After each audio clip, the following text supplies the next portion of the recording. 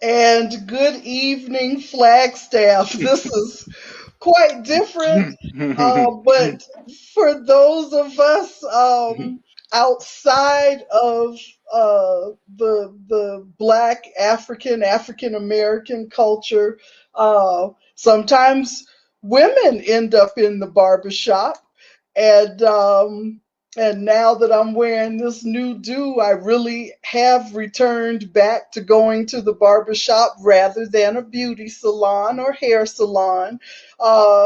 But I wasn't expecting to end up in this barber shop, the LBE barber shop this evening, but I'm excited and I'm very honored that I was invited to be in what I consider to be a sacred space. Even when I go into the real barber shop, I'm humbled to be amongst the brothers for that special time, those few moments that I am there, because then I become privy to what is on the hearts and minds of the brothers that are there at that time. So Brother Jermaine, Brother Chris, I'm very honored to share this space with you.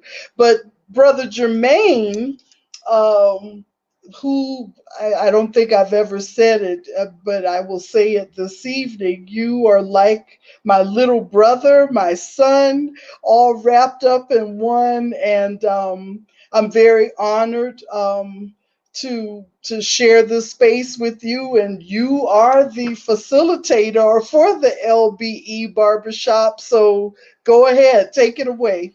Oh, man, you gotta be careful. I'm worried my head's gonna get too big to stay on camera. If you keep up with compliments like that, that means a lot It's coming from you. all true, and It it's means a all lot. love.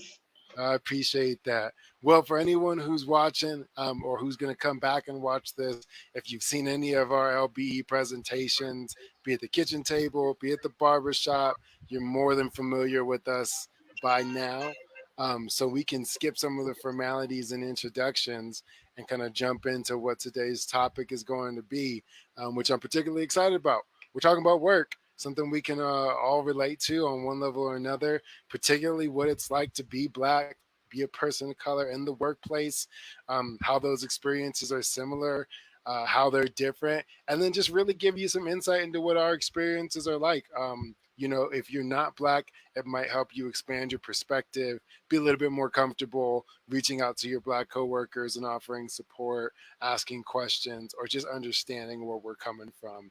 So that's what the topic is today. Always honored to be with the impeccable Chris Paige, and super excited to have Bernadine with us as well for this conversation. It's going to be wonderful. I don't have any wildly complex questions quite yet. I want to start with, like the Blackstreet song. Let's go way back into time. And I want to throw this first question out there. Tell me about your first job. What was it? What was it like in that first job? And what were your takeaways from your first job? And that can be first job in your career now or just your first job ever. Cool. Can I start? Thanks, Jermaine and Bernadine. It's so good to see both you guys. Tremendous opportunity. Looking forward to this discussion. I really need to get in that barber chair, right? As you can see, this gray just growing underneath my face. Let's get that guy cleaned up and make sure I look good.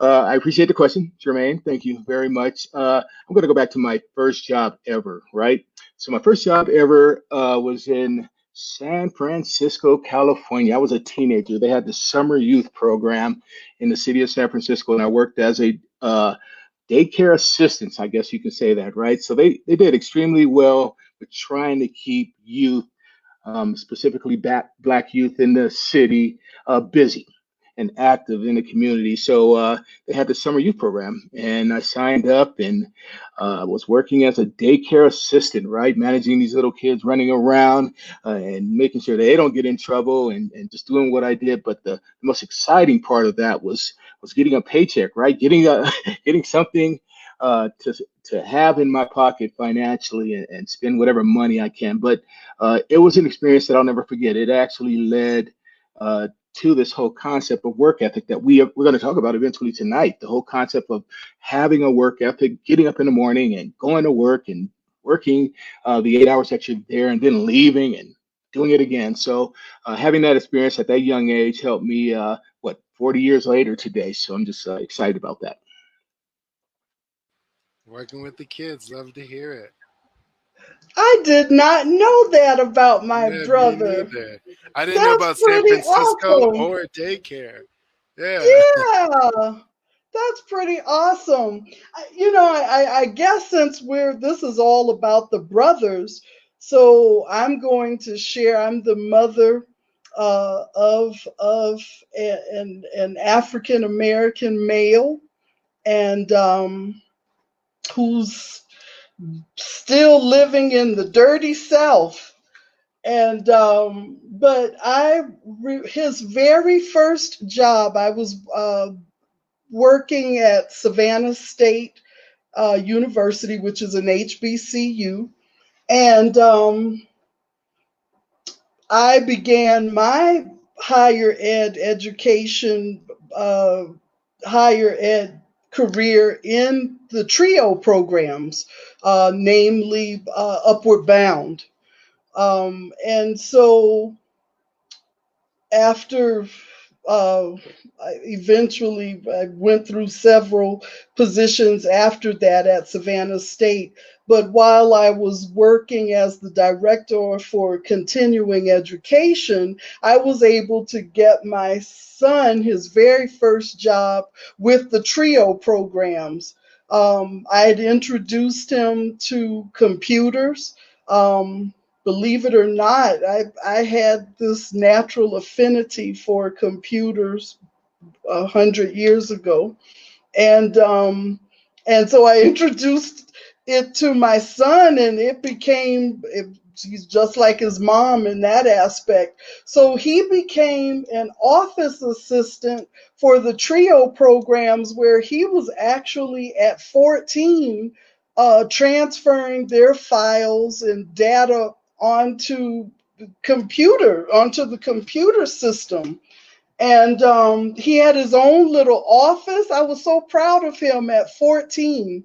So that was his very first job, and that would become his summer job, I think, for like 2 or 3 years. So That's a big deal. Office at 14. at I don't even have an 14, office now. so that, yeah, was pretty cool. And so, you know, it he and even to this day, really, and I guess we'll talk about it later, what he's doing as an adult now. um he never really had those challenges that I'm sure all of us have had on the screen or in the barbershop right now, of what it's like to work with our European counterparts. He, at an early age, had that I call it a luxury of being able to work for and with his own people. Oh yeah, and I you opened that door for him too, which is a big deal. Sorry, Chris, Yeah, I cut you off. What were absolutely. you about to say? No, that's all good. I was just going to say that I appreciate that conversation, Bernadine. Back when I was 14, working that summer youth program, I didn't know what to expect when I start what to expect when I will grow up and start working in a professional environment. And of course, you start learning that in your household. Your father worked; he exhibited that work ethic. He started letting you know that things are different when you start getting older and start working in what is defined as a professional environment.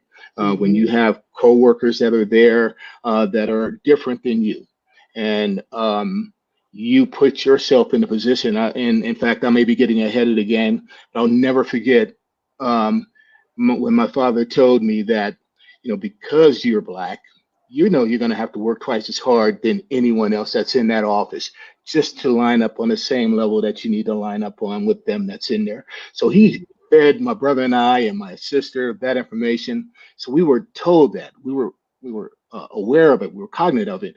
And we just didn't understand it pretty much because of the fact that we think equity is existing, right? We're young and we think that any environment that you work in, everyone should be treated the same.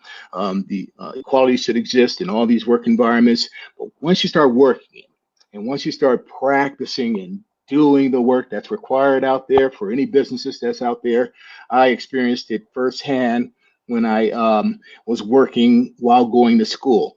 So when I worked while going to school, that was pretty much my exposure to the majority of European people that are out there, right? Going to school. And so backing up, when I grew up in San Francisco, we were in this pocket, we were in this silo. And it was just a lot of Black people in our area, and that's all we saw. So when we went off to school, that's when we got exposed, of course, to a larger audience, a larger population that's out there. When I started working while going to school, that's when I started seeing the differences. The Yeah. differences between how people are treated in the work environment. While I experienced that, I just remember what what my pops told me was the fact that things are different. Things are different for people of color, and you have to work extremely hard. You have to work twice as hard in order to be measured on the same level as some other people. And we recognized that, and unfortunately, we had to do that. And that was how we were able to continue to work, to continue to provide, and continue to go move forward with what we did. So after I finished school and got my first job professionally, that's when you really started to experience the differences that are out there, because you got these people that are not only trying to show off of what they can bring to the table. They're so competitive, but they want to keep a person down. They want to make sure a person that is there and doing their job as well as they possibly are doing it. In fact, they're doing it twice as hard as them. They want to do everything they can to oppress them people and make sure that they're not seen that particular way. And it goes a long way. I mean, it really can cause a lot of problems in regards to your psyche, because you think you're doing an outstanding job, but at the same time, you got somebody that's trying to keep you down, and the person that's above them is working extremely hard to move that other person up. So it's really troubling.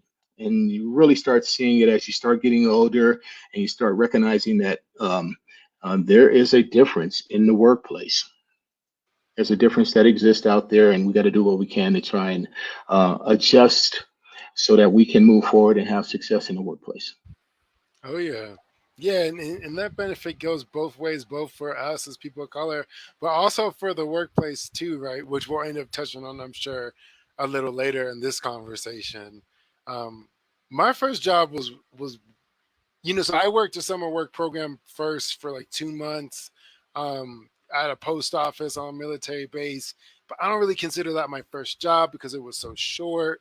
Um, Very soon after that, I became a bagger at a grocery store on that same military base in Germany, um, for the on base grocery store. And what was weird about that job was, and I'm to this day not sure how they got around this, how this was legal, but the baggers at the grocery stores didn't get a paycheck.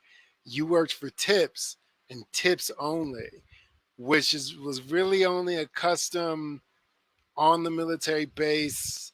That's not really a thing anywhere. I was surprised to learn when I came back to the States a decade ago, people don't really tip baggers, because that was my first job for a few years, working grocery store bagger, tips only.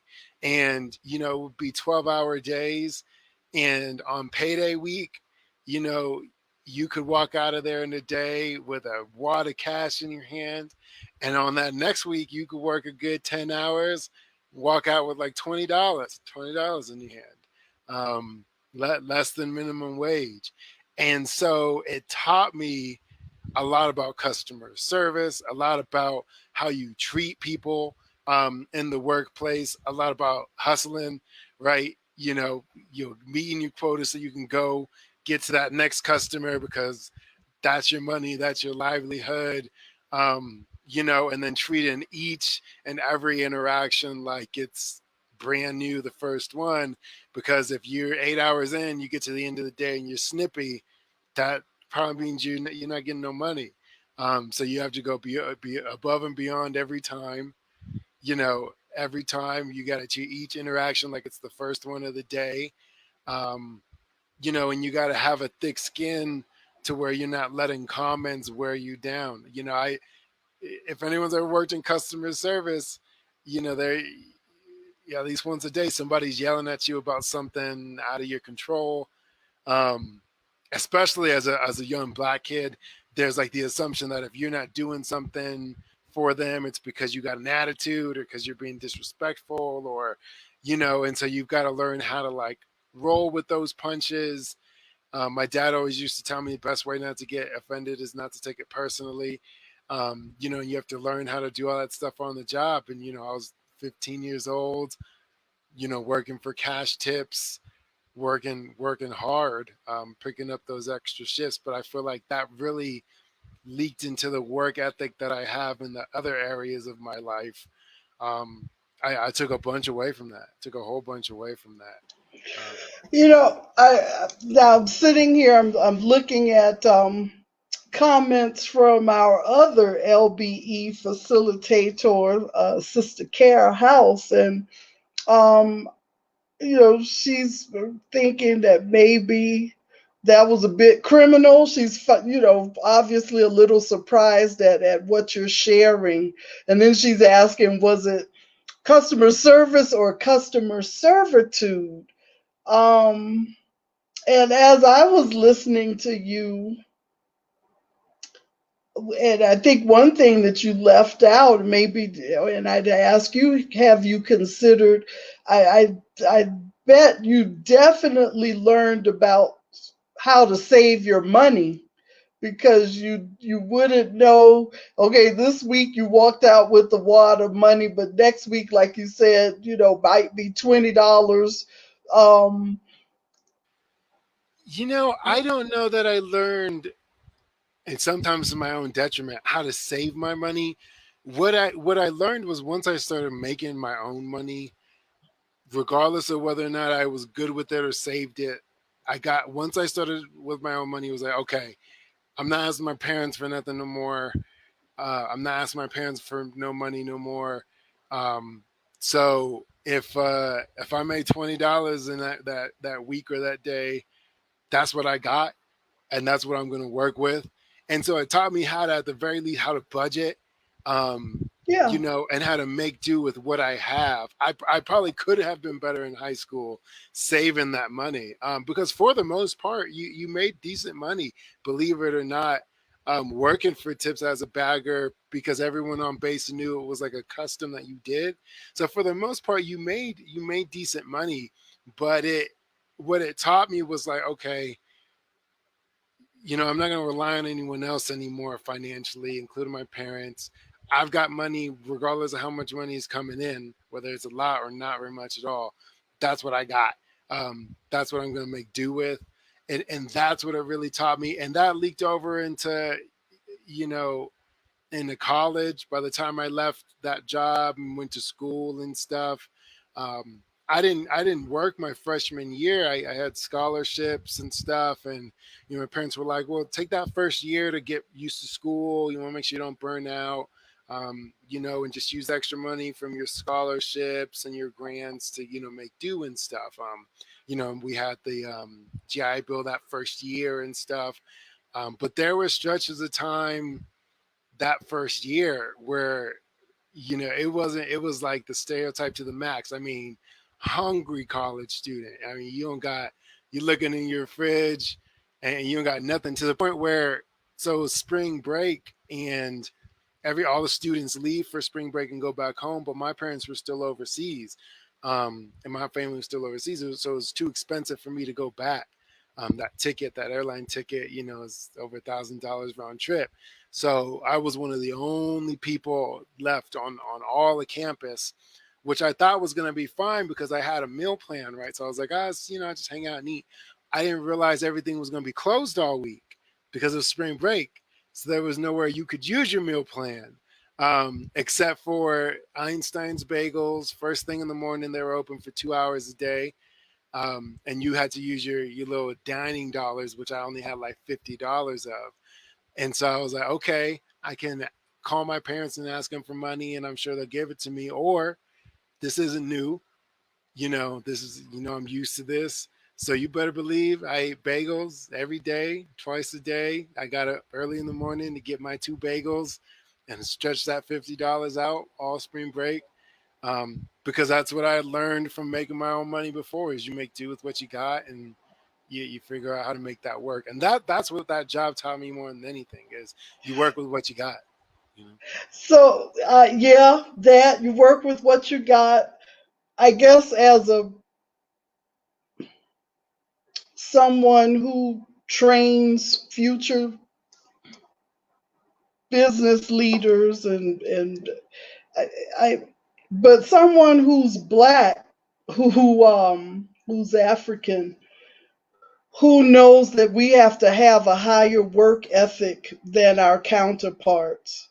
So, I'm looking at my baby queen's comment about servitude, criminal, it sounds criminal. She's, shocked, but it's reminding me of how we have always, as a people, we've always had to rise above, work through, work out of these situations. And I would say that first work experience that you had in the grocer in Germany, and I'm very familiar with that. I was in Heidelberg for a few years. Were you really? That's where I was born. How about that? I See, had I no didn't. idea. Oh wow, yeah. And so I'm familiar with that practice. But I would say, it, and in knowing you, so now I see the discipline, the work ethic that you have, and where all of that began. That was your foundation.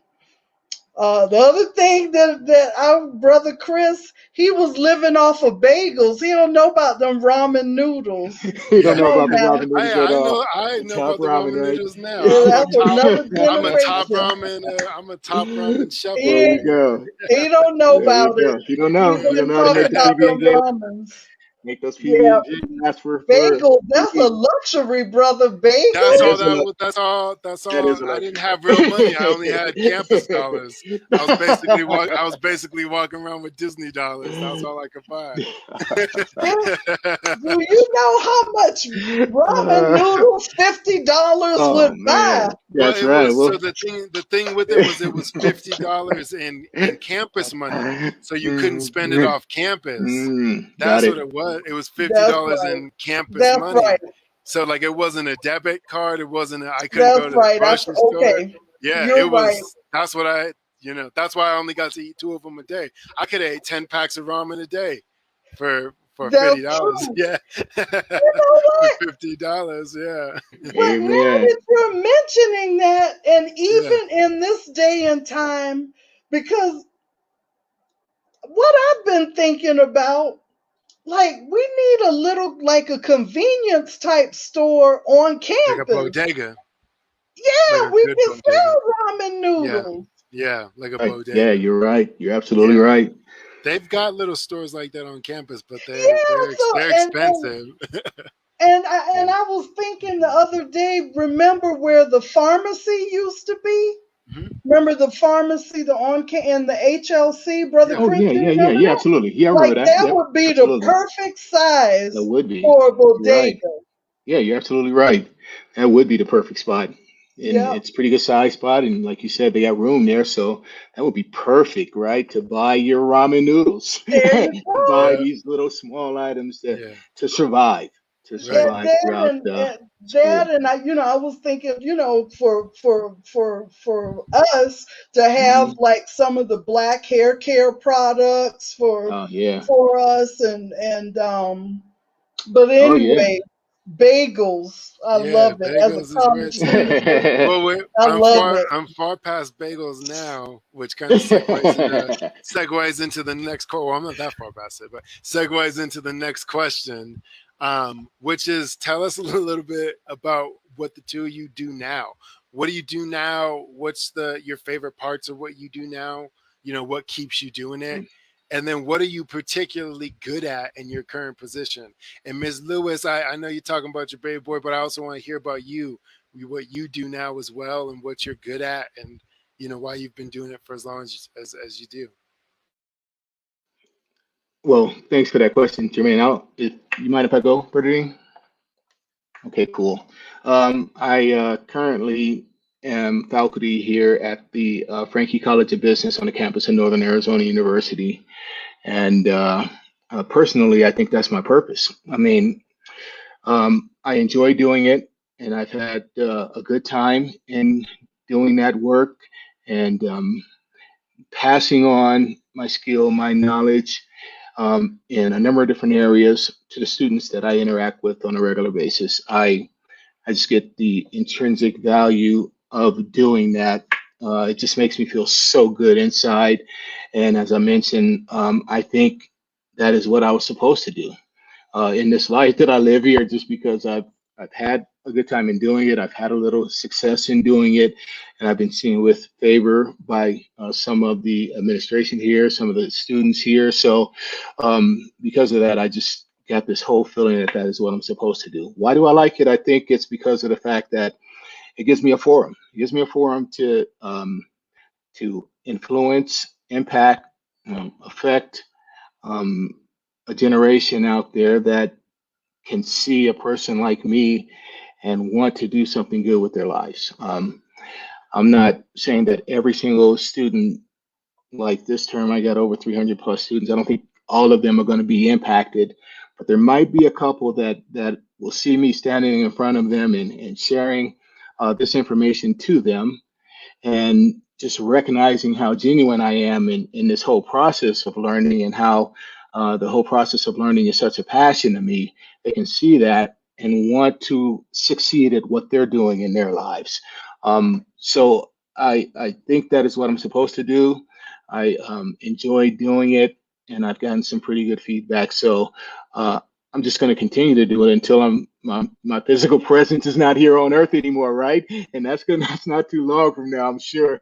But yeah, I just want to continue to make a difference in the life of the youth. Love that. I love it. You're going to head up the ITS for heaven. You'll be in charge of that. That works for me. I just want to go to You'll, heaven, right? I just want to make sure I'm going up there. you'll be in charge of that. There you Well, go. I'm from a different school of thought. Heaven is between your ears. It's all in the mind. It's a state of mind, and if we're waiting for some some place full of clouds and rainbows and streets of gold, um, I don't know. You better get it here, because we have no way of knowing the other. So I think heaven and hell is a state of mind. Mm. Anyway, that's a conversation for another time. We're talking Yeah, I about love it. BMWs.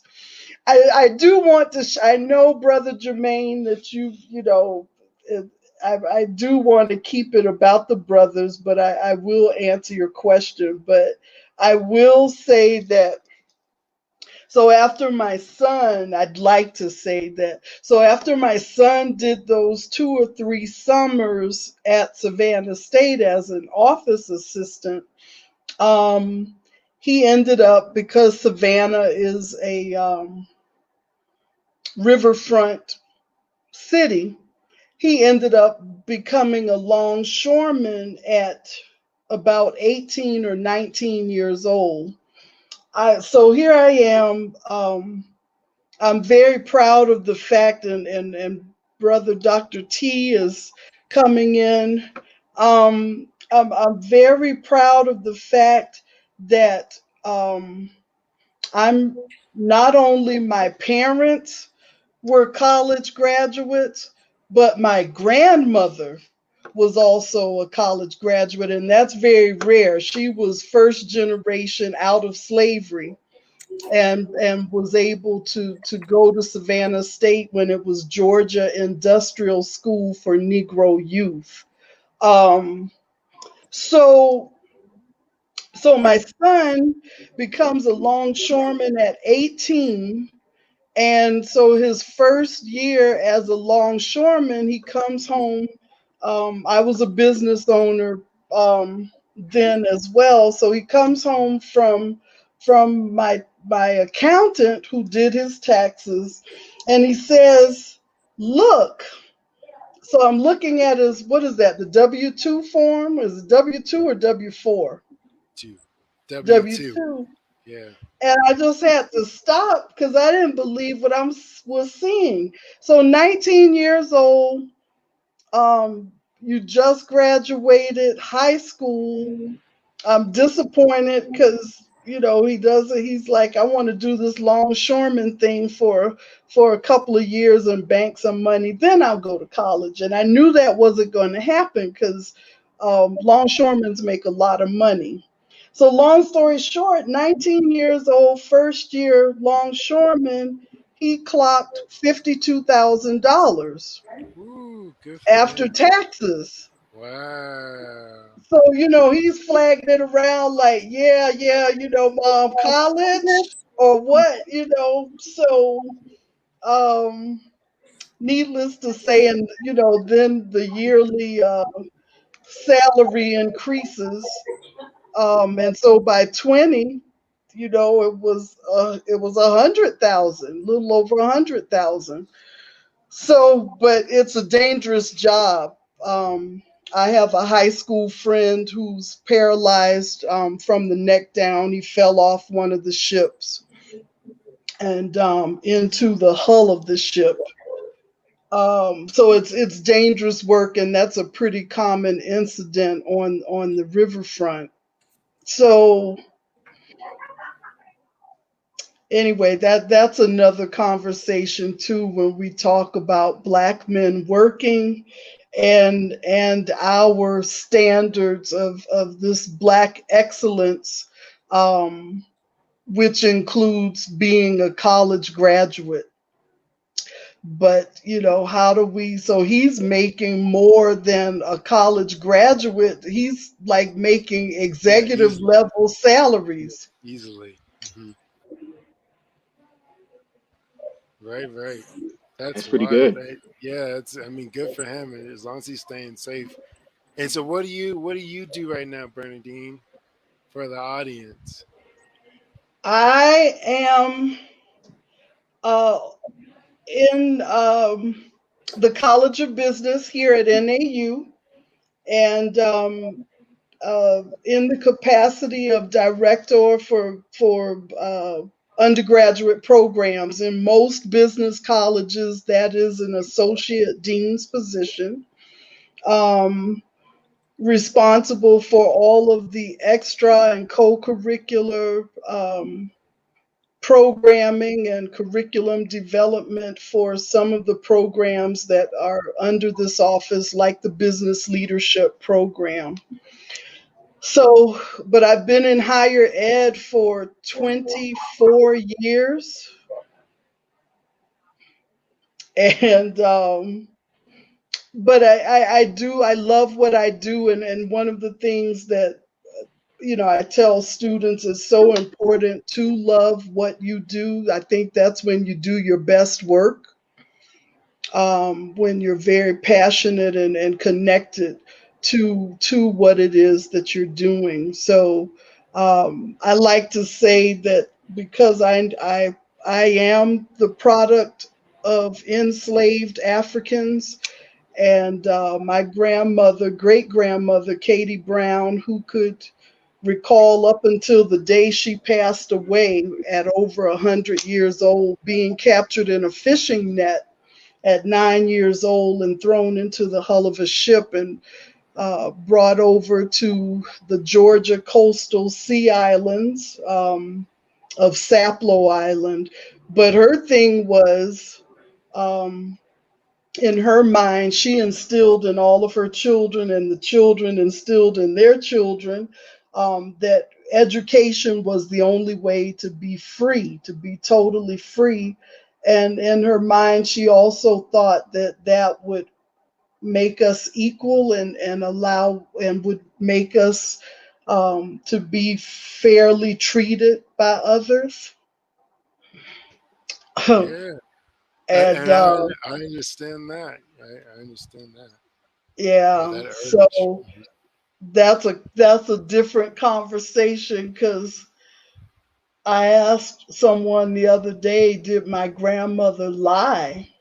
And I know my grandmother was not a liar, but we're still here in this struggle to be treated fairly, Yeah. equally. Yeah. And I, that's an interesting point about the workplace because if you asked me if your grandmother lied, I'd say no, on principle, us having education and knowledge and work ethic, and that should make us equal. At the base level, we're all equal. We're all living this same experience, right? The same human experience. But especially when it comes to something like education and knowledge and experience, gaining that stuff, she wasn't wrong. It's just a matter of, even though we're equal, we're still not being treated as such. But it certainly does make you um, an equal with other people, and that issue is still translating now, right? A black person with a black sounding name with a master's degree going up against a white person with the same qualifications in a white sounding name, I think was something like, last I read, almost 2.5 times less likely to be hired because their name sounded ethnic.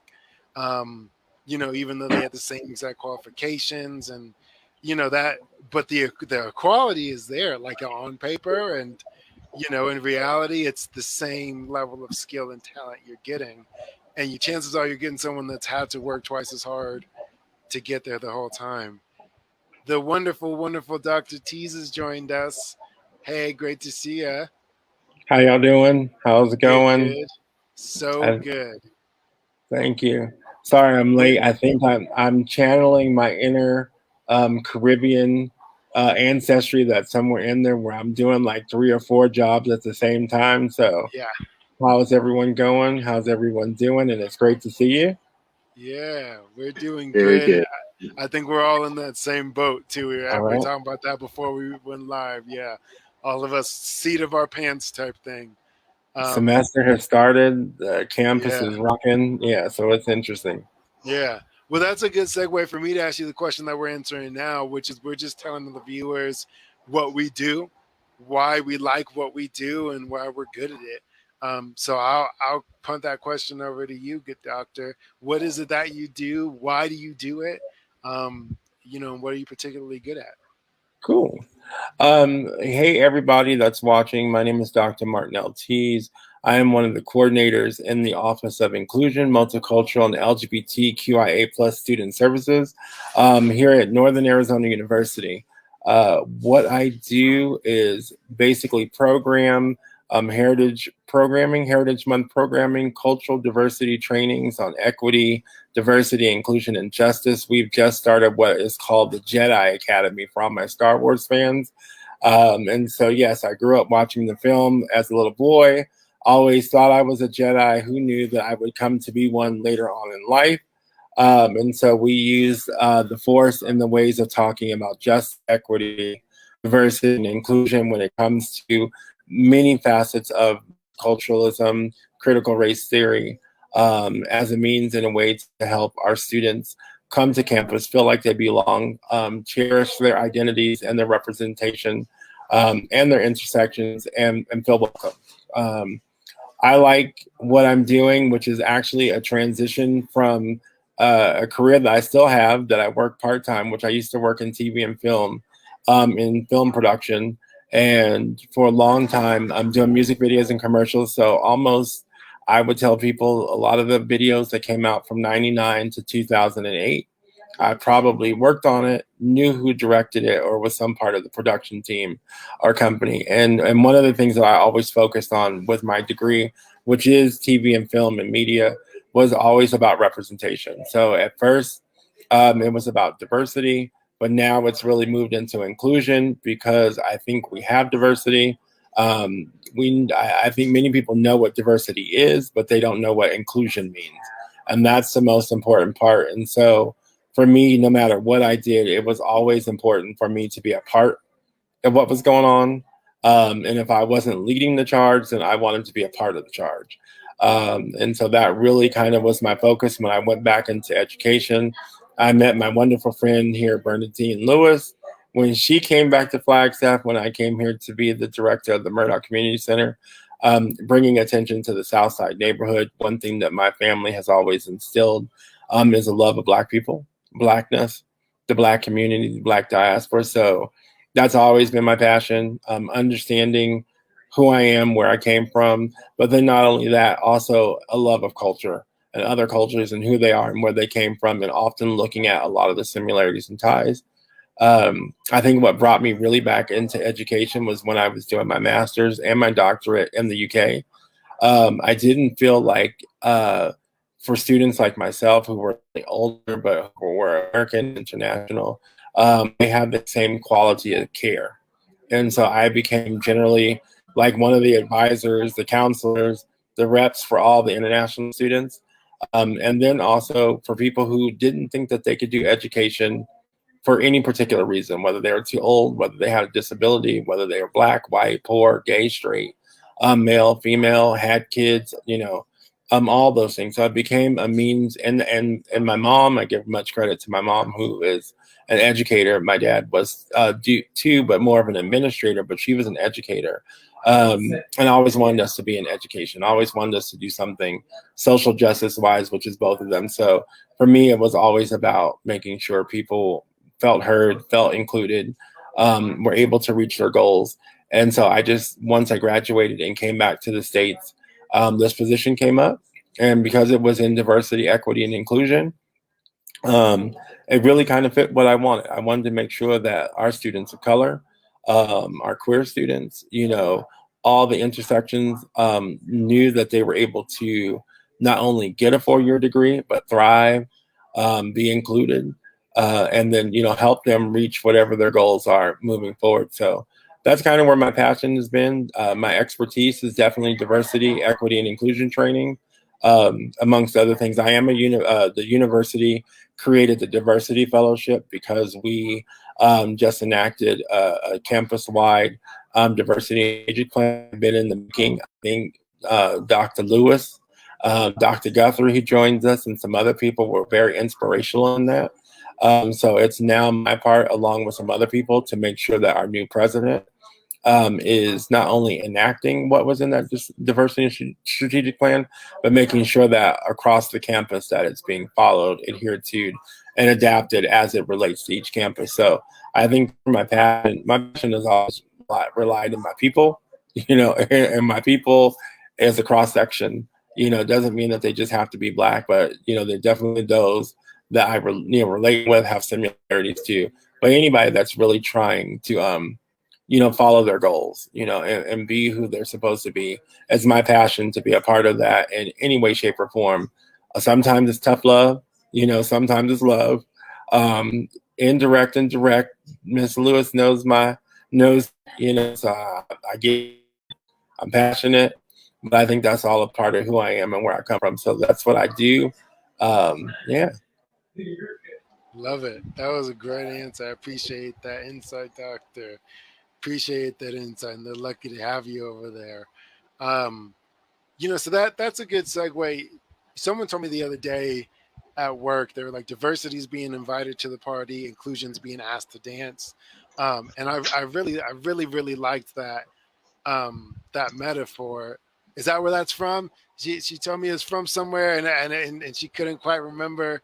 And I was like, you gotta find it for me. That's good to know.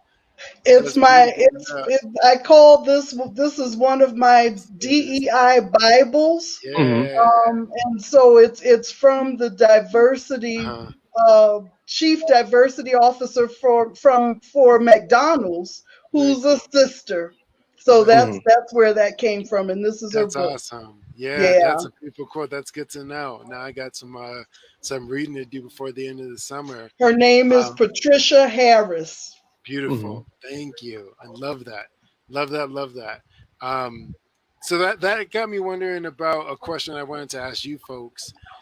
Yeah, so one of the earlier jobs I had in college, or the first job I got in college, um, out on my own, was at a warehouse, little warehouse on campus, a property surplus. It was me and like 3 other employees, real tight knit, real physical, difficult job. But I was the only person of color at that job. And by that point I had started getting into my identity even more, getting involved with my community. How would you describe to a white person who belongs to the majority, a white man, white heterosexual um, man, what it's like to be a minority in the workplace, particularly a Black minority in the workplace? How would you describe that experience? You know, I think one, I love the diversity and the inclusion quote. I think the other thing that I'm prepared to say, and it might segue into something else, but I think when we're talking about equality and equity, we need to understand that it's really not about equality, because that's about fairness or sameness. But equity is about making sure that you have all the resources that you have to look at those different challenges. So I think to answer that question, when you're talking to, a white male, and also I think first you want to understand where they're coming from, because I think we make a lot of assumptions that a white male just automatically has it easier, automatically has privileges that we may not. And to the extent there is some truth in that, right? But I think we need to look at that. But I think forever we know that whether we're able-bodied male, Black, is always probably going to have to work twice as harder, if not 3 times, 4 times. Is always going to have to prove themselves in such a way that the other person won't. And we also have to think about all the variations that come with that, because obviously, I don't know about you, my brother, but my Blackness has always been in question. So, by the way I talk, because of how I'm educated, my light skin, people don't think I'm Black some days, and, and joke about that. And depending on who I'm around, I take on other facets of that. But then at the same time, you start looking at our darker skinned brothers and sisters, then there's questions that they have to answer, right? And then there's also policies and procedures when it comes to clothing and hair and style. So I think that one of the things that we do when we do our training, we take it back to people and we talk about privilege, and we add white privilege in there, but we don't add it into the extent of saying it's all bad, but where did it come from? We start with the founding fathers, and then we look at who they were and all the things that they created and who they didn't think about. So, so again, I think that's a long-winded conversation to say that, not so much that it's lucky to be you, but yeah, there's a whole bunch of different factors that we have to throw into the equation, that I find, and any particular thing that you throw in there can add to it. So, if you're Black, and I think menacing, if you're Black, I'm 6'4", I'm 6'4", so I'm always, I have people always tell me all the time, I sure would hate to make you mad. Well, why would you want to make me mad? Like, so why would we start that way? Right. But I think skin color, education, the way you talk, people used to think I was so great until they found out I couldn't play basketball. Right. Couldn't dribble the ball, but I have a great 3-point shot. But you know what I'm saying? So all those kind of things I think factor in. So to answer, I think, we really got to talk about the inequity, not the inequality, but the inequity that sometimes comes with us being who we are versus who they are. Yeah, I agree, Dr. Tease. First off, I've never questioned your Blackness at all. I think you're truly a Black man, so I've never questioned that at all. But yeah, you're absolutely right. It's a tough conversation. Last week, Bernadine did an excellent job of hosting a DEI presentation here at our college. It was an exceptional job. She had exceptional content within the PowerPoint presentation. One section of the presentation dealt with how comfortable you are at your job. how comfortable you are at your workplace. Do you feel a level of uncomfort while you're working? Um, and I sat back and listened, and there were quite a few people saying that they're comfortable. I mean, they don't have any problem working with others in the workforce, and specifically when it comes to being themselves at the workplace. Um, and I felt the urge to say something in regards to there's somebody who is not comfortable as you are there, right?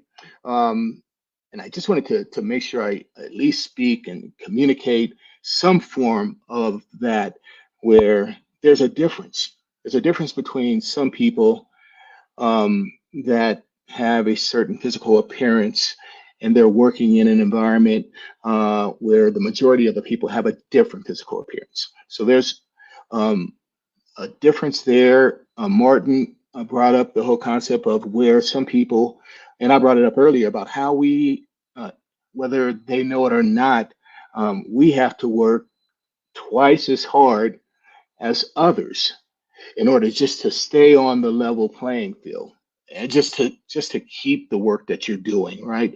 And it's a challenge. And I said that the other day. It's just a challenge, just making sure um, that some people are aware of the differences that exist when you're in the workplace. And during our conversation last week, Bernadine brought up some very good points about how some people might be at their workplace just because of that different physical appearance. I might be the only.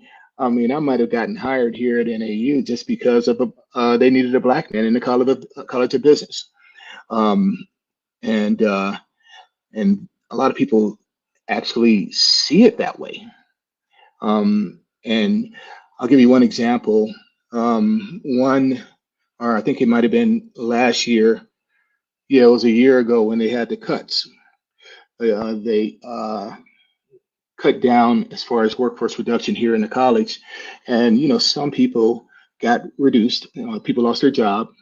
So I come into the workforce with this whole concept of like, I'm wondering if anyone think that I'm here. I was able to keep my job because I'm a black man, and they don't have any black men in the office. So you got that whole understanding and that whole mindset that some people might be thinking that while you're walking the hallways here at the job. Um, but all I can do really is learn every single day. Just continue to get better at what I'm doing and make sure that there's no talk or no excuse of that is the only reason why I'm here in the office. Um, as I stated before, as I continue to exhibit the passion with the work while teaching in the classroom and doing the other activities that are out there, the committees, overseeing the committees here on campus that you're part of, and all the other service that you're doing, if you continue to do everything you need to do that's required for the job that you've been hired for, nobody should have any question on why you're here on campus. So I'm just going to continue to do that. Yeah, it's hard, and that's a double. It's hard. I like that you mentioned, as people of color, there's like overt oppression or discrimination or stereotypes about us, but then also it's a constant. Is this in my head? Is this really happening? Do people only think I'm here because I'm black? Did I not get this opportunity because I'm a person of color? Did I get, there's all these questions, and that can be exhausting trying to like navigate that. And so recentering to go back and just be like, okay, regardless of all that noise, I'm going to come out here, do my best. I'm going to do me is important. And that's something that's taken me a while to get to. But for me, one of the things that, I try to express is, it's hard. We spend so much time at work, man. Monday through Friday, most of us, sometimes the weekends too, a lot of times, usually at least 8 to 5. That's a wild chunk of the day when you think about how long we're actually awake versus how long we're spending in the workplace.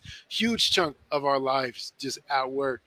And a lot of times, at least I've found, I'm spending that chunk of time around people who don't look anything like me, right? Aren't leaving and being worried about being followed by the police, right, or actively being followed by police, right, aren't, as keyed into things like the social justice movements and the protests as I am, or maybe they're concerned about it and they want to be involved, but it's not their fight. Like, it's kind of a luxury. I can be involved because I'm concerned. I can step away, whereas like this is my whole thing. And so it can be exhausting to spend so much time and be so aware that you're so much different. Your experience is so different than everyone around you. And that stood out to me loud and clear, both for the better and the worst.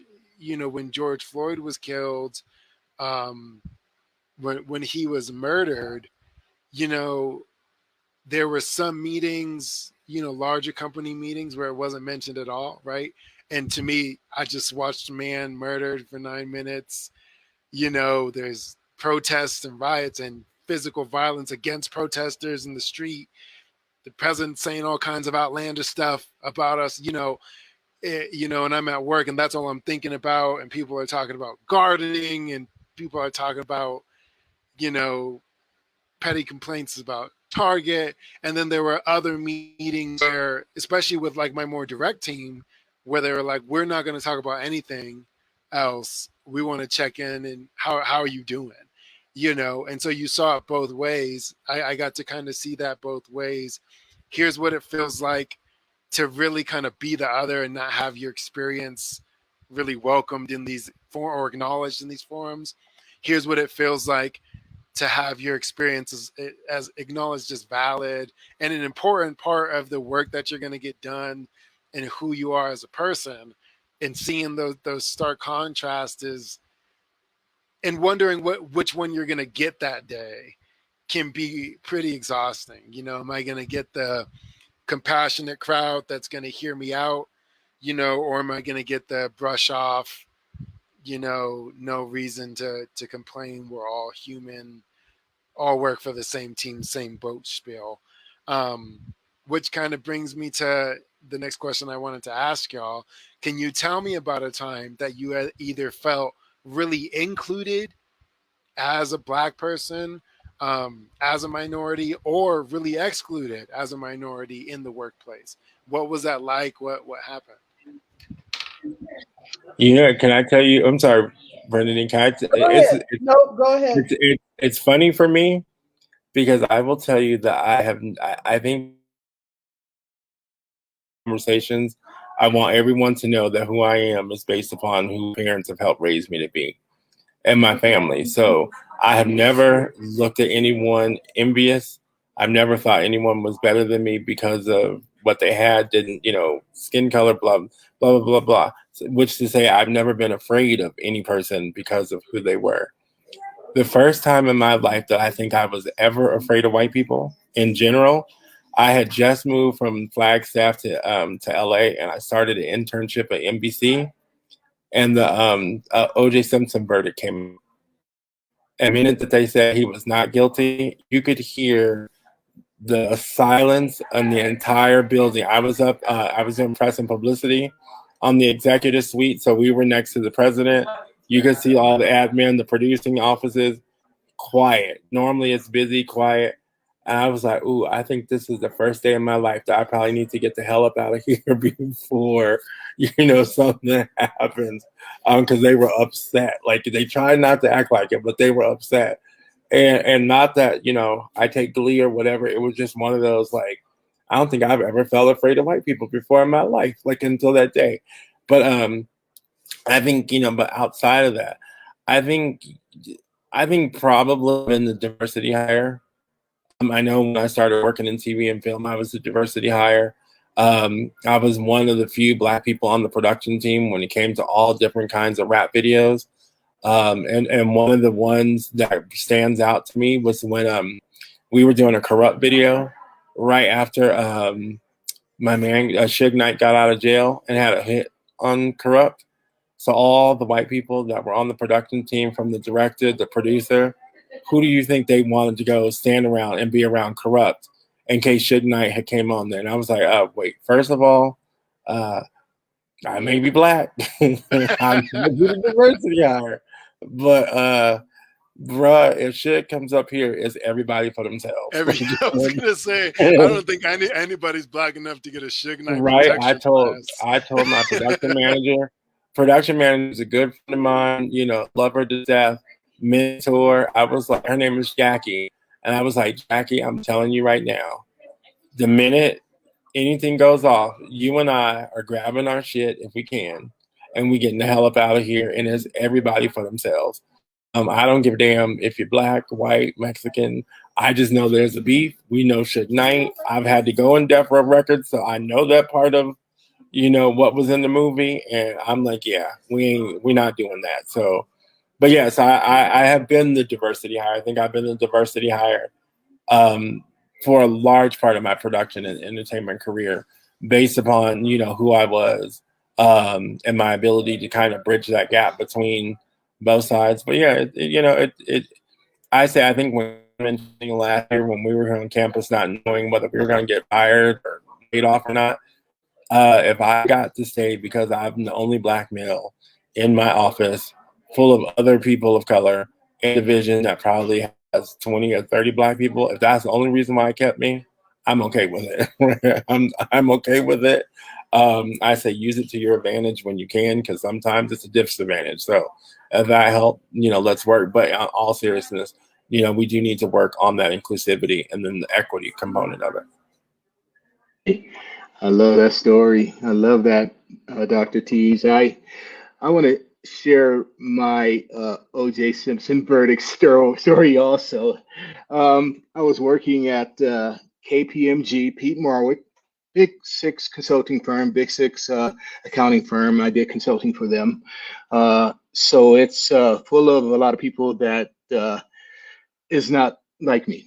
So it was so funny, man. That trial was so huge. So when the verdict came and there was an announcement of the verdict, partners at KPMG has decided that they wanted everyone to watch it in this big conference room. And they pulled out a TV and fired up the TV, and almost everybody in the office came in to watch the verdict. Now, just so happened, a good friend of mine who happens to be black, good sister, really good sister. We were standing right next to each other, and all the other white people were there, standing away, just excited about this verdict and wondering if they're gonna go to jail. And when the verdict was actually announced, my friend Lisa and I were just standing right next to each other, and they got the announcement, and it was just so quiet in that room. It had to be at least 100 people in that room, and it was just Lisa and I, the only black people that were in there, and we were standing right next to each other. So when the verdict was announced, it was just so quiet. Lisa and I looked at each other and then looked away, and we were like, we might want to get out of this room right here, because this is just not a comfortable environment that we're in. But they were just so mad during the reading of that verdict. And Lisa and I, we still talk about it to this day, of how the presence in that room was just so overwhelming. It was amazing. Right. And But that's my story. you maybe don't think about your identity until something like that comes up, right?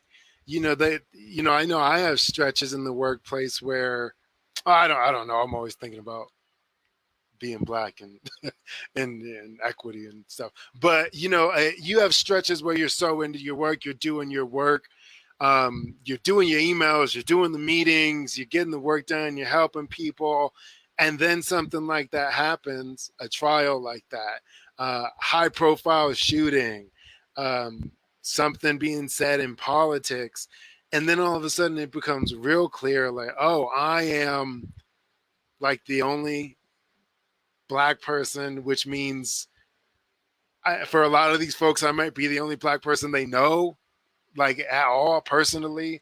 I'm their frame of reference now for all of this, is all their emotions around what's going on in the black community going to now, am I going to be the target of that now? Because I'm the only one they really know, and so you get I know, especially over this last year and a half, man, and I've relished in it. My work started at Diversity, Equity, and Inclusion Council. I've had the opportunity to chair it. It's all people of color from all backgrounds and all different intersections, and it's been great. Within that council, but outside of that insular experience, when you're in your individual teams or departments and you're the only Black person, it's like, guess who gets to be the spokesperson for all Black people now, in the workplace. And that's a heavy, if you've never gotten put in that position, that's a heavy lift, right? Because all of a sudden it's like, I've got to be careful what I say, right? Because I'm representing all Black people. When you ask me this question, if I say something kind of outlandish, you're going to take that back and be like, this is what Black people believe, right? This is what all Black folks believe. And he said this about this movement, so that must be what the entire movement represents. And that's like a heavy lift. It's 8 a.m. on a Wednesday. You're just trying to get your emails done. And now all of a sudden you're Jesse Jackson in his prime and having to get up there and, speak for the entirety of your people, and it's going to sway people's view. That's a lot.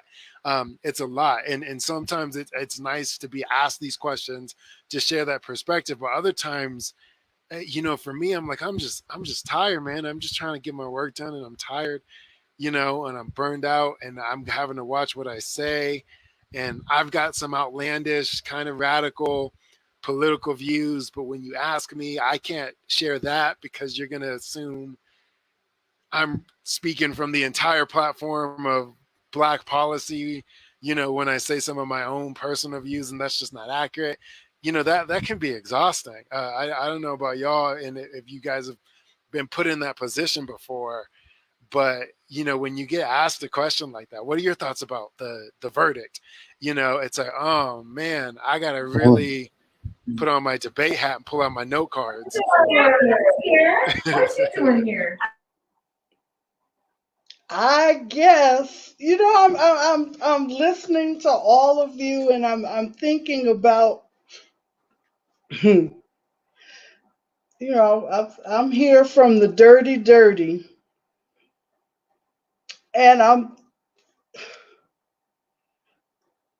as a child of the civil rights movement, and my parents were my gods, and I wish more generations felt like that, especially the generations of today. I worship, and I still worship, the ground that they walked on. And because I appreciate the fact, you all can guess about how old I am.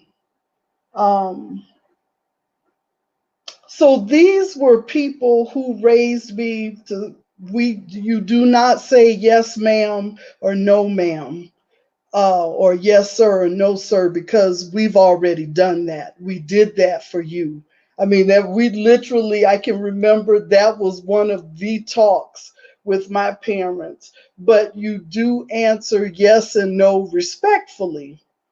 And the conversation went further about, and I watched it. I grew up in how you talk to white folk, but I'll say European Americans, how you can still speak your mind, and do not be afraid to speak your mind and speak your truth, but be respectful in doing so.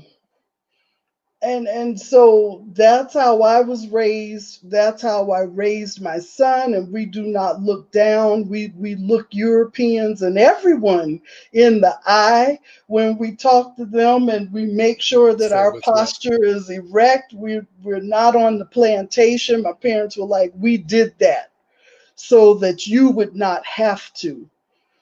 So in my work, and Dr. Tease knows this, where you have to have difficult conversations with the dominant culture, supposedly, because the census is out and things have changed and are changing and will change, but that's a conversation for another time. I have no problem speaking the truth, my truth, the truth that was hidden from us for so long. And I am one of those Lewises from Georgia who loves to stir up good trouble and loves a good fight and will show up for any of you if needed. Just give me a call. But I mean, I'm saying that, but I'm very serious when I say that that I wish there were more of us who had the boldness to speak our truth and don't even worry about it. And I'm going to quote something that I from our chiefess, Miss Deb. I'm not sure if she's watching this evening, but Miss Deb is the ride or die chiefess. She will speak her truth, and she's said it on so many occasions. If I lose my job, Burger King or McDonald's, somebody will hire me. I have family who will feed me, but I'm going to speak my truth. And that really excites me coming from the South, because I like to know the ride or die people. And but we've lost that. We seem to be afraid. And I feel the same way. You know, if tomorrow I hear, well, you know, you're out, I will pack my car and go back and live on the beach. Fortunately, I know how to fish, and I can eat fish and grits and biscuits. Somebody will give me enough flour to survive, and I know how to make butter and milk a cow. And so I will not miss a meal. But Yeah. we got to get that spirit back where Mhm. we go into the boardroom. I mean, I've been in meetings in my workspace, and the men talk over me as though I'm not here, and I allow them a moment to do so, and then I just stand up or just insert myself into the conversation to say, well, I am here. And how could you miss me? Because I'm 250 pounds and black, and I tend to speak very loudly. And I think that spirit we have got to recapture, where we have got to be bold enough to speak our truths in our workspaces. I appreciate my beloved brother Chris speaking out last week at that presentation to talk about um, code switching. And so many of our colleagues came by the office or gave a phone call like, what exactly is that? But they got it. Most of them got it. And so we've got to find that boldness. I mean, I was so, and I don't want to say proud, but I was just like right on when he spoke his truth, our truth. And he was not concerned that he and I, and there were only three of us out of 50, a little over 50. There were only three of us that looked like us on that Zoom screen. And that's what we've got to get back to. When the verdict came out, I was in a Klan town in Georgia recruiting Black students for Savannah State, but I was with 9 other colleagues. So it was 10 of us in a little diner, little restaurant, where Miss Becky or someone was our server.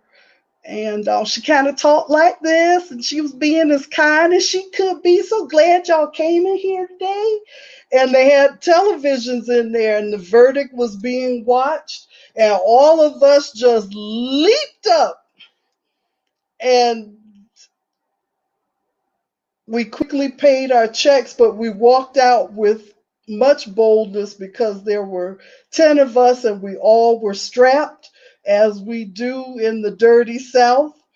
But it was a liberating moment.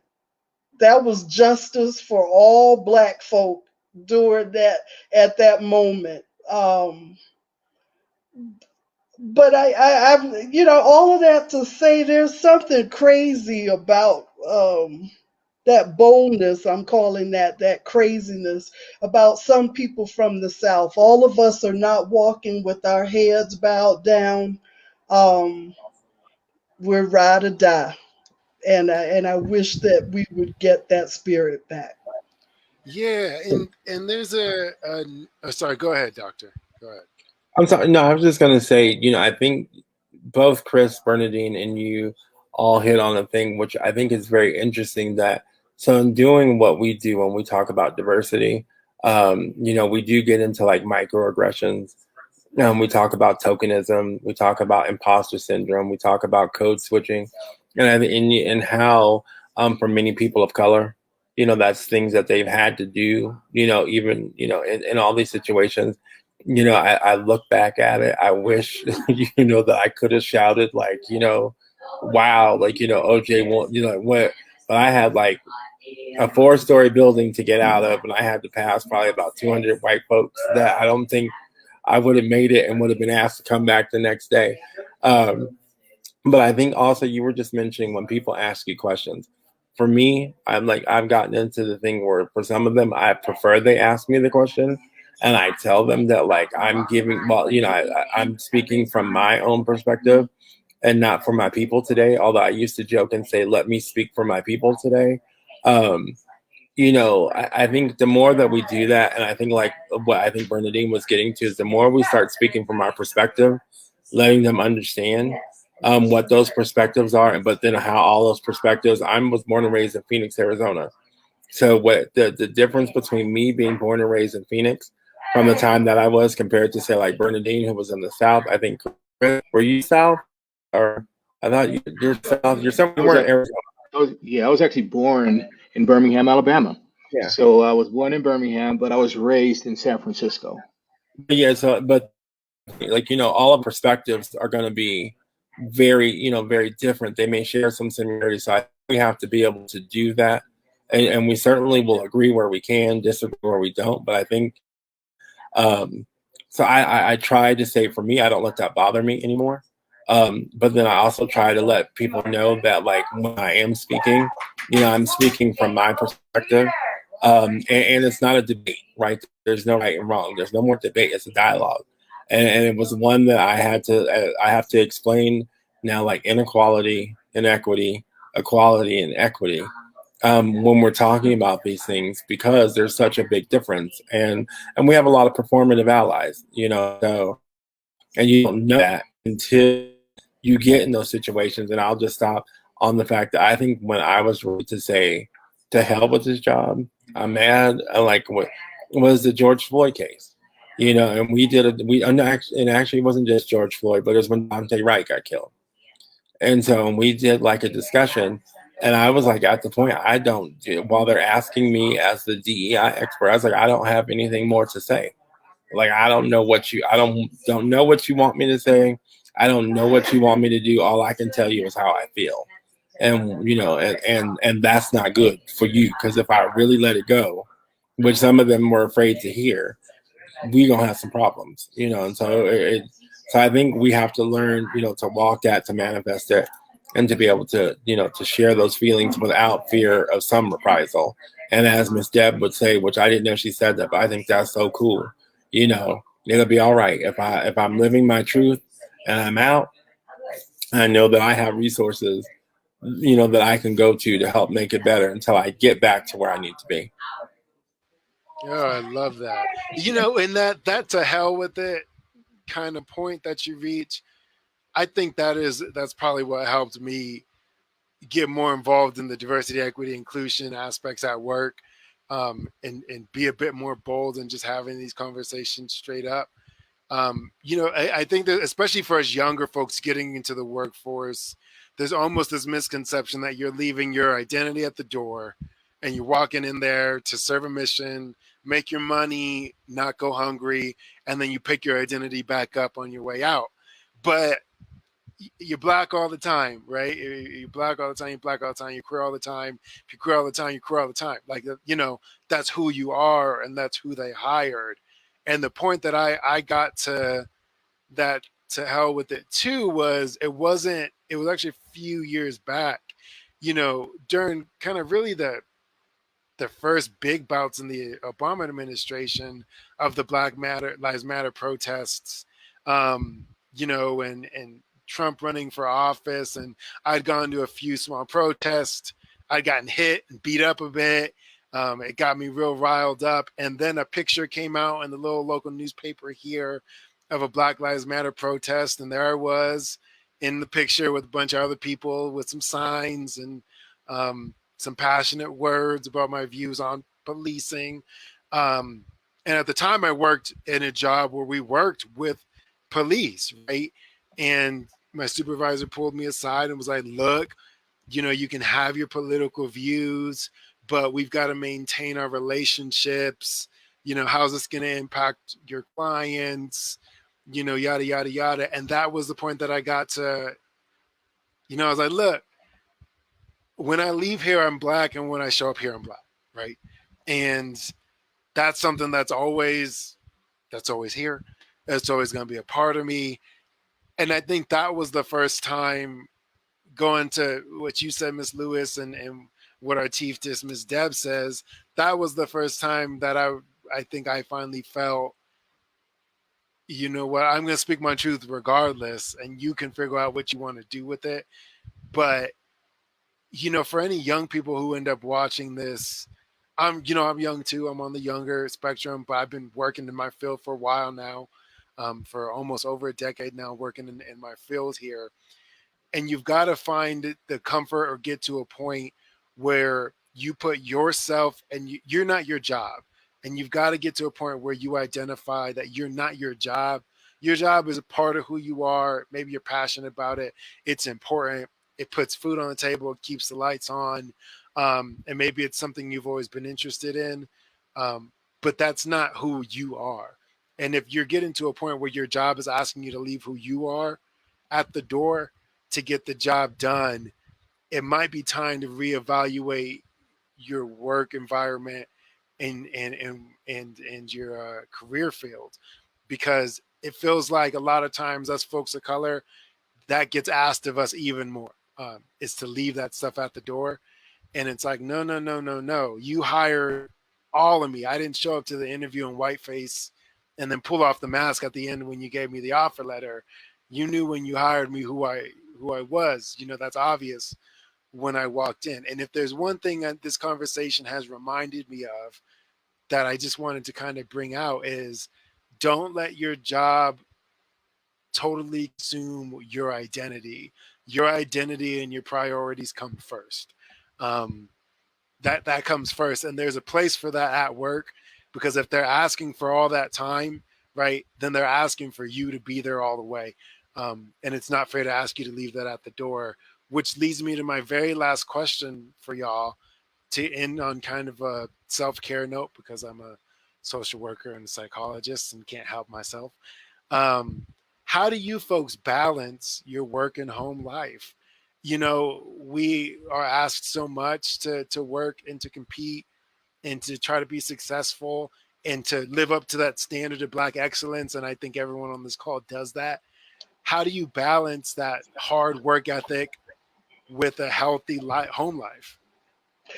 Can I start off by answering that? Please.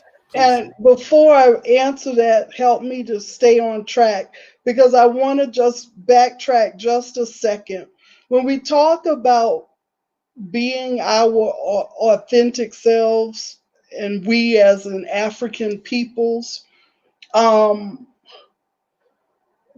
that there's also a responsibility of the tribe, that we position ourselves to support each other in being our authentic selves, and we are responsible, holding that responsibility, that if my brothers here or my sisters that are not here, if they lose their position, their livelihood in maintaining their authenticity, we have a responsibility to hold them up and support them Take care of them. and take care of them. And one thing that I learned coming out of the civil rights, and I still have to remind myself of this is why we have to live under our means rather than at or above our means, which means that, we're making the money that we make and we like the stuff that we like. We African. We like to look good, and that's just the royalty that we're a part of, and that comes with it. But I grew up, you always have to have something set aside, because you never know when you may need it or someone else may need it. That's something else that we've got to get back to. The balance of the work that we do and our home life, I'm still battling with that. I'm not sure if we ever, I still, like, after we get off of this live stream, I'm probably going to talk to my brother tonight about something that happened today or something that we have to do that's work related. I have to admit, I think I still battle with that. That my work and the fact that my family, my extended family, Brother Chris and Dr. T, and even you, Brother Jermaine, your family, and we do a lot together outside of work. So it's kind of difficult. But I think, I know I grew up like that, Dr. King. When he was supposed to be off, he was still talking about equality for us, and so, sometimes it just creeps into your personal life as well.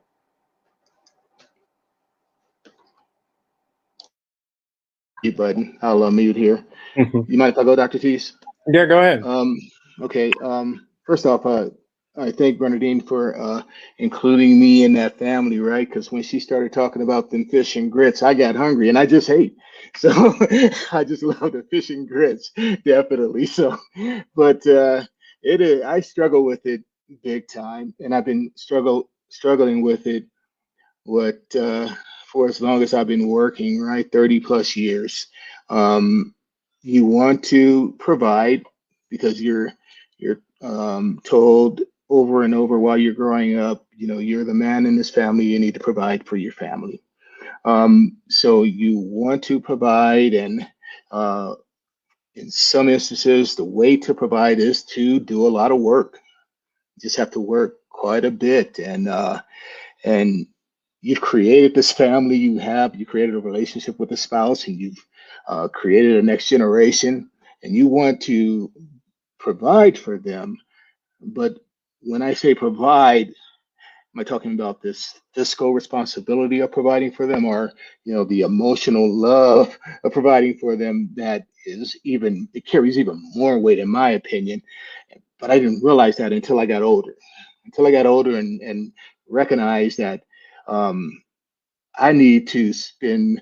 I need to put a proper balance in my work and life, and I needed to do that. And I'm still challenging to do that. I feel that I put some work in because of how we see the next generation and how they're doing. So to see my kids doing what they're doing, is satisfactory to me to mean that I might have put a little work in raising the family the way that I did. So that is satisfying there. But you still got your spouse that you need to provide for, and then situations pop up where you need to provide even more.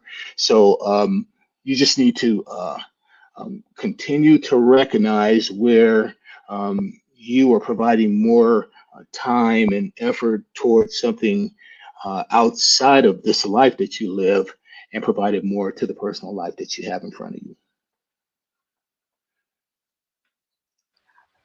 Cool. Yeah. My sister talking about fish and grits. I'm like you, Chris. I got hungry. Now the one big question that we always have is, do you put salt and pepper or do you put sugar and butter? So I'm from Phoenix, so Depends on the time which of way the I day. go. No, What? it's just better for me. Depends on the time of the day. Right. Well, the grits are always savory and sweet. So so. But yeah, no. I think the answer to your question. I mean, I've been working, and I think I've had the privilege of watching, parents and family do it as well. They probably have overextended, but I know the one thing that they've always tried to do, and they did, was be home for us as their kids, be home there for your family. Whether it's those that are your immediate, but also your extended. So I think even for us, as we have these long days, when I met my sister when she first moved to Flagstaff, and she didn't know anybody, then it was always about, come on with me, we're gonna go, and we would hit it, like in Flagstaff. And if y'all been in Flagstaff, it's only 20 miles wide and 20 miles deep, so there's not a lot of things you can do, but we sure found a way to do it for the time that we here until I moved on, and then she's taken up the reins.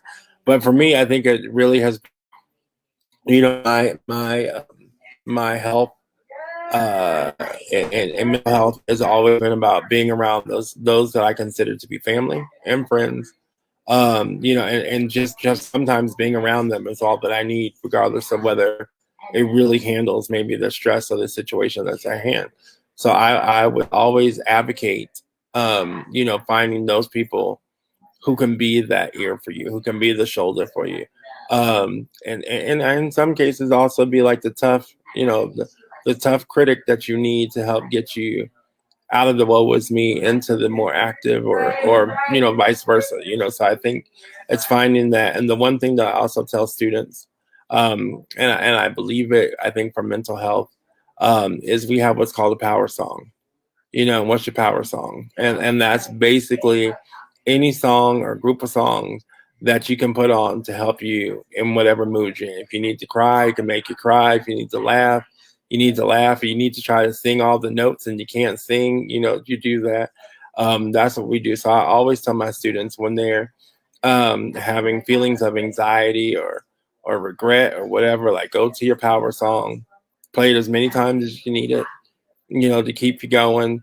And that usually will help, right? And you keep to it. So I think I do that, and I love driving in the car. So I'll get up and drive from Flagstaff to Phoenix, throw music on. I'm singing to the greats. We just saw Respect, so I have my Aretha album out, trying to go back and look at everything. So that's what I would tell you. I mean, those are the self-care things that I would suggest. But find your happiness. Find someone that can help you get there, and also who can tell you like it is, and you can take offense to it. Yeah, I love that. And for me, it's just a reminder. My work is, and everything I'm involved in is, they're asking me for my labor. They're not asking me for my time, and I try to differentiate those two things. I'm in a salary job. They're asking me to get a mission done, right, and a job done and a vision done, but that's separate from my time. Um, and so I'm going to put in the best work I can possibly put in to get that mission done every day that I crack at it. But I also know, once I put that work in, my time is my time outside of that, and they didn't pay me extra for that time. And so, it's a constant reminder that that's the most valuable resource we have, is our time, right? And so I try to remind myself it's okay to be stingy with that, right? Be stingy with my time, because if you're saying yes to something, that means you're saying no to something else, and vice versa. And so, it's a constant reminder of like, look, I'm passionate about my work. I love my job. I love my job 1,000 times. I'm so grateful to be in the position I'm at and to do the work that I do. But I also know, once I, check those boxes and get that labor done, the rest of my time is my time, and I'm going to be stingy with it. I got a baby girl. I enjoy a clean house, but I'm not about the strict gender roles. So I do the cleaning, I enjoy to cook, and I'm not going to let work get in the way of that stuff, because that stuff is my time, and that's not what I'm getting paid for. So they're not going to take that time away, no matter how much I love that job. I realized I didn't really answer the question. Um, but I think both of my brothers know how much, and I think we all know how important food is and what a big part that plays in our culture. So a good meal with good family and friends is very healing. Um, Nice wine and nice martinis and champagne on Sundays is also very healing. But a good road trip, just a ride to Sedona or to the canyon is also very healing and re-energizing. So, and it is very important making those moments, or like our people used to say, to steal away. And with that being said, that sometimes you wake up and spirit hits you, and it's a mental health day. And spirit is like, just stay home today. And so it's all also about honoring self and being in the moment and recognizing that voice. Yeah, I hear that. And Miss Lewis, that is the perfect note for you to take us out. It is 7:36. I want to be respectful of y'all's time. Speaking of stealing away, um, I can't, as always, though, I can't express enough how much I appreciate these conversations with y'all. I always walk away with so much more perspective hearing y'all's experiences. So thank you so much for sharing that with us and sharing your time.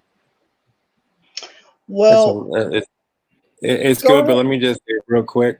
Brother Paige, I just saw you about an hour ago before I Yep. went in. So it's always great seeing you and Oh all the yeah, people that absolutely. are part of this. I met Jermaine for the first time in person this weekend. So, so it was cool to see the brother in person and to be able to show him some love and let him know how much I enjoy what he's doing, as well as Melvin, right? I never walked right past him, acknowledged him and said, "What's up?" but didn't know who he was, and although, so it was good to see them. So I think, I'll just say that I think you said something, and it's something that I have to work on, because I love what I do, the time and the labor doesn't matter. It hasn't mattered. Now, that means that, like you said, I said yes to this and I'm saying no to something else. So I have to work that balance in. But I think if you find and do what you love, then the time that it takes to do it, in some instances may not matter. For something like this, being here talking to y'all, people who are listening, these are people. And so it's always a great time. So I'm cool. Thank you for letting me be here, and we'll keep it going. I concur. Thank you for having me here this evening. Thank you, guys. Thank you for being here, brothers. I'm just so honored to have been able to share this sacred space in our LBE barbershop. And again, I know, and we do this to educate, inform, and enlighten. And so for those who are not aware of some of our cultural practices. The hair salon and the barber shop are where we talk about family, work, heartache, being spiritual, being, our religion, talk about church, all of it. And so we trust that after this conversation, our viewers have some idea of what it is, not only to be a BMW, a black man working, but a person of African descent, black, African American, or African, what it is to work here in these United States of America.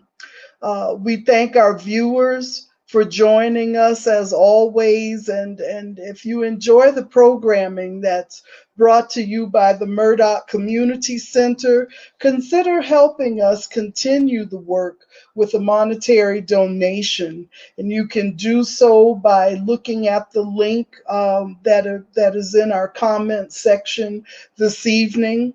But we want you to know that the Lived Black experience is dedicated to fully engaging the community in all aspects of the Lived Black experience and facilitating community dialogues regarding it that leads to mutual understanding, respect, and reconciliation.